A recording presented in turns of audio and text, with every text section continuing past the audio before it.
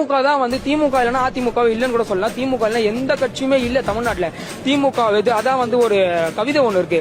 வாளால் பிளப்பினும் வாழ்நாள் இழப்பினும் மஞ்சமன தேளார் கெடுதிகள் சூழினும் பூமியில் வாழ்நாள் முழுவதும் வாட்டும் நலிவே உரினும் கூட தாய் தமிழ் மொழியையும் தகைசால் திமுக கழகத்தையும் தங்களின் ஊனாய் உயிராய் உயிரினும் மேலாய் உளமாற நேசிக்கின்ற உடன்பிறப்புகள் இருக்கின்ற வரையில் கழகமில்லா கட்சி படைப்போம், திராவிடமில்லா தமிழகம் காண்போம் என்று மனப்பால் குடித்துவிட்டு மார்தொடை தோல் தட்டி வரும் மாற்றுக் கட்சியின் தொண்டர்களே, தலைவர்களே, நிர்வாகிகளே, நண்பர்களே, மறவாதீர் ஒன்றை மட்டும். நீங்கள் வளைக்க நினைப்பது வாழை மரத்தை அல்ல, வலிமையின் உச்சமாம் வைரத் தூணை. நீங்கள் சாய்க்க நினைப்பது சாதாரண கட்சி அல்ல, சாகா வரம் பெற்ற சமுதாய மறுமலர்ச்சி இயக்கத்தை.